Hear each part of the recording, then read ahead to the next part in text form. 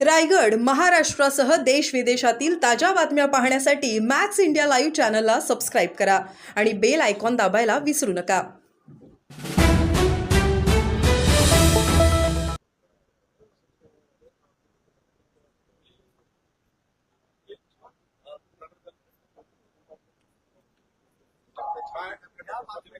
आले तर आहे भेटलं पाहिजे शास्त्र आणि आपल्या बोलल्याशिवाय पुढे जायचं तर सातूर बोलतो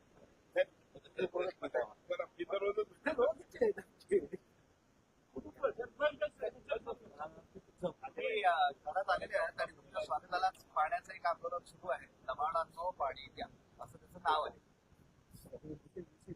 महाराष्ट्राच्या सरकारने आणि केंद्र सरकारने 2750 कोटी रुपयाची अत्यंत महत्वाकांक्षी पाणी पुरवठा योजना संभाजीनगर करता मंजूर करून त्याचं काम जोरात सुरू आहे.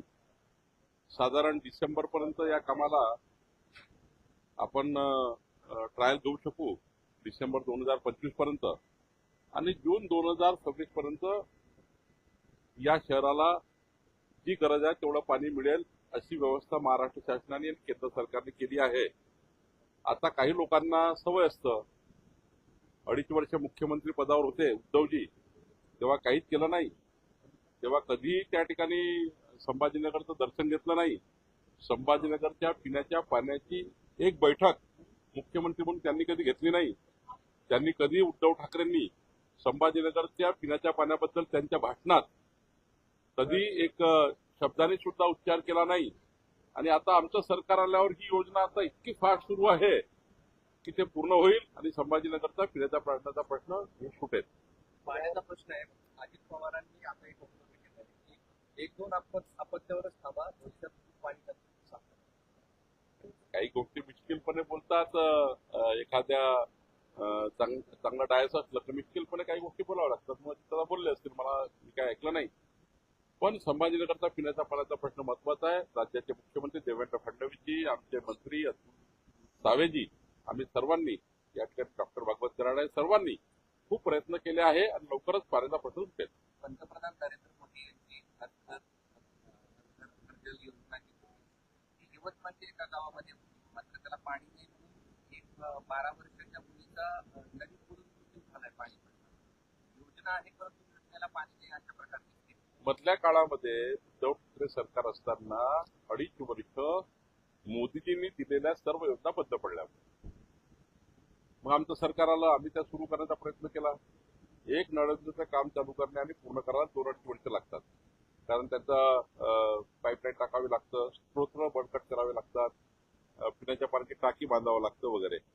तर मला असं वाटतं आता ज्या पद्धतीने पुन्हा एकदा या महाराष्ट्रातल्या हर घर जल योजना असेल, अमृत पाणी पुरवठा योजना असतील, या सर्व केंद्र सरकारच्या राज्य सरकारच्या योजना आता मोठ्या प्रमाणात सुरू झाल्या आहेत. या उन्हाळ्यात थोडा त्रास होईल, पण पुढच्या उन्हाळ्यात मात्र बऱ्यापैकी महाराष्ट्र हा पाणी टंचाईच्या बाहेर झालेला दिसेल. नाशिकमध्ये जो हिंसाचार झाला त्याच्यामध्ये महाविकास आघाडीचे नाही, महाविकास आघाडीच्या लोकांनी जाणीवपूर्वक बाय प्लान ती घटना केली. त्यांनी आधी सांगितलं आम्ही स्वतःहून तोडू, आणि जेव्हा सरकारचे लोक पोहोचले त्यावेळेस त्यांनी हल्ला केला, पोलिसांवर हल्ला केला. नियोजनबद्ध पद्धतीने महाविकास आघाडीच्या नेत्यांनी, कार्यकर्त्यांनी ती घटना घडवून आणलेली आहे आणि त्यामुळे पोलिसांना मार खावा लागला. पण पोलिसांनी सर्व ओळखून काढलेलं आहे आणि ज्यांनी गुन्हा केला त्यांना शिक्षा मिळेल.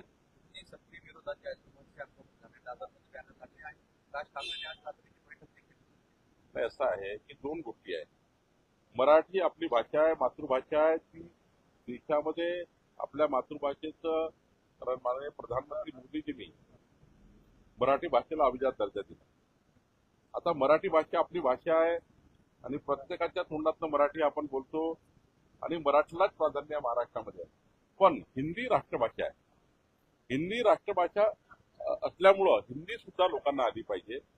मराठी तर आपली प्रायोरिटी असलीच पाहिजे, ती आमची सर्वांची प्रायोरिटी आहे, कारण ती आपली मातृभाषा आहे. पण हिंदी सुद्धा राष्ट्रभाषा ती विद्यार्थ्यापासून पुढच्या येणाऱ्या पिढीला आली पाहिजे. याकरता जी काही नवीन शिक्षण नीती आहे त्यामध्ये आलेला अंतर्भाव अत्यंत महत्वाचा आहे. आणखी एक घटना समोर आली. एका महिला बीडमध्ये ज्या घटना घडतात त्या जरा गंभीरच आहे. एकदा माननीय मुख्यमंत्री यावर फार सिरियस विचार करतायत. पण बीडमध्ये एकदा चांगल्या पद्धतीचं त्या ठिकाणी जेवढं त्या ठिकाणी आम्ही काम करू नये, ज्या पद्धतीची गुन्हेगारी आहे, आता ही गुन्हेगारी जी आहे ती आम्ही पकडतोय आणि जो गुन्हा होतोय त्याला आम्ही अंतिम शासन देण्याकरता ज्या काही गोष्टी कराव्या लागतात. आतापर्यंत काय होतं की गुन्हे करायचे पळून जायचे, आता पकडलं जात आहे आणि पकडून त्या गुन्हेगाराला अंतिम शासन होतपर्यंत काम करतायत. उज्ज्वल निकम सारखे वकील त्या ठिकाणी आता सिरियसली गुन्ह्यामध्ये गुन्हे हाताळतायत. त्यामुळे आता वचन बसेल, पण निश्चितपणे अजून त्या ठिकाणी बीडमध्ये काम करण्याची गरज आहे. निलंबोर यांनी मोठं विधान केलंय, मुंबई आणि ठाण्याबाहेर युती होणं शक्य नाही. नाही, आपापला पक्ष वाढवा लागतो.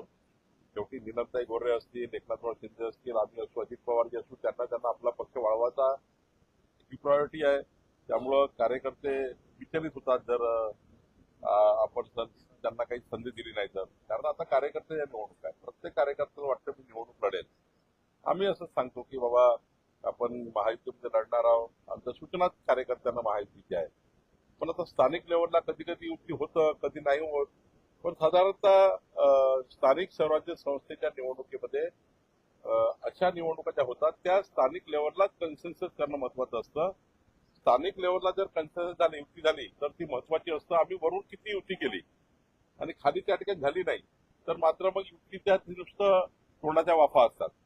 आणि त्यामुळे मला असं वाटतं जे काही शिंदे साहेब तोंडाच्या वाफा असतात आणि त्यामुळे मला असं वाटतं जे काही शिंदे साहेब असतील, आम्ही असू, अजित पवार जे असू, आम्ही तिघांनी ठरवलं आहे, देवेंद्रजी असू, आम्ही सर्वांनी ठरवलं आहे की स्थानिक लेवलचे कन्सेन्सस घ्यायचे. निवडणुका लागल्यावर आज काही नाही, पण निवडणुका लागेल तेव्हा आम्ही तिन्ही पक्षाला सांगू तुम्ही बसा, काही मतभेद आहेत का ते दूर करा, काही मनभेद आहेत का ते दूर करा, अलायन्स करूनच लढा. त्यानंतर तिन्ही पक्षाचे आपापल्या नेत्यांना प्रस्ताव देतील आणि त्या जिथे होईल तिथे होईल, जिथे नाही होईल तिथे मैत्रीपूर्ण लढू.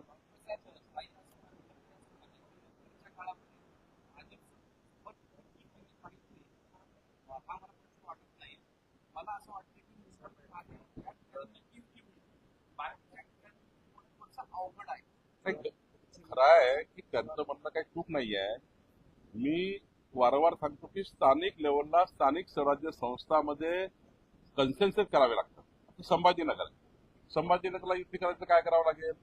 आमचे अध्यक्ष, त्यांचे अध्यक्ष, त्यांचे अध्यक्ष बसून समजा सर्वांनाच वाटतं आम्हीच लढलो पाहिजे, तर नाही होणार.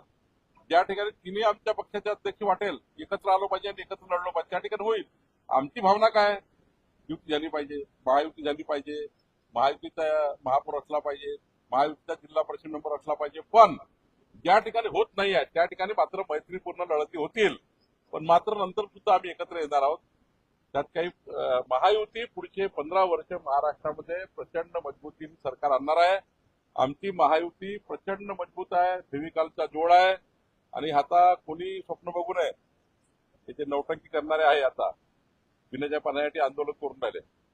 हे नौटंकीबाज लोक जे आहे यांनी आता 15 वर्ष विसरून जा. महाराष्ट्रामध्ये देवेंद्रजी, एकनाथजी, अजित पवार आणि आमची 11 पक्षाची महायुती आहे ती अधिक मजबूत होणार आहे. पुढच्या काळात अधिक मजबूत होणार आहे, आतापेक्षाही मजबूत होणार आहे. आणि त्यामुळे मला असं वाटतं 15 वर्षापर्यंत पुढचे, नंतर अजून भविष्य काय व्हायचं होईल, 15 वर्ष तरी महाराष्ट्रात महायुतीचं समाजाच्या शेवटच्या व्यक्तीच्या कल्याणाकरता राज्य आमचं येईल. आणि आम्ही जे जे काही संकल्प जनतेला दिलाय निवडणुकीच्या काळात, जो काही जाहीरनामा दिलाय तो आम्ही पूर्ण करून पुन्हा एकदा आम्ही जनतेचं मत जिंकू, जनतेचा विश्वास जिंकू. नितेश राणे असं म्हटले की शिवाजी महाराज सेक्युलर होते आणि त्यांच्या सैन्यात कुठलाही मुस्लिम सरदार नव्हता. नाही, खरं आहे की नितेश राणेचं काही मत आहे, अजितदादाचं काही मत आहे, आमचे सर्वांचे मत आहे, पण इतिहास महत्वाचा. छत्रपती शिवरायांच्या संपूर्ण इतिहास जर आपण विचारात घेतला, छत्रपती शिवरायांच्या इतिहासामध्ये खऱ्या अर्थाने सर्व धर्माच्या, सर्व समाजाच्या 18 प्रगत जाती, 12 गुप्तदार सैन्यांनी, मावळ्यांनी त्या ठिकाणी छत्रपती शिवाजी महाराजांचं हिंदवी स्वराज्याचं स्थापना आणि हे राज्य या ठिकाणी चालवण्याकरता छत्रपती शिवाजी महाराजांच्याला साथ दिली आहे. त्यामुळं इतिहास हा आपल्या समोर आहे. तुम्ही इतिहास वाचलाय, सर्वांनी इतिहास वाचलाय, आपण लहानपणापासून इतिहास वाचतो आहे. त्यामुळे यावर किंतु परंतु जंतू आता कुणीही करू नये. आपला इतिहास साक्षी आहे, इतिहासावर आपण त्या ठिकाणी स्टँड राहिलं पाहिजे. इतिहास आपल्याला माहिती असल्यामुळं त्यावर वारंवार शब्दरचना करून, वारंवार टिप्पण्या करून काही योग्य नाही. कोणी आता मात्र छत्रपती शिवाजी महाराजांच्या विषयावर ज्यांना अभ्यास आहे त्यांनीच बोलावं, ज्यांना अभ्यास नाही त्यांनी बोलू नये. नितेश राणेंनी बऱ्यापैकी छत्रपती शिवाजी महाराजांचा इतिहासाचा अभ्यास केला आहे, ते बोलतात. पण माझी एकच विनंती सर्वांना आहे, छत्रपती शिवरायांच्या कुठल्याही इतिहासावर बोलताना मात्र या ठिकाणी अभ्यास करूनच बोललं पाहिजे आणि छत्रपती शिवरायांच्या इतिहासाला पुढे नेलं पाहिजे आणि येणारी पुढची पिढी घडवली पाहिजे.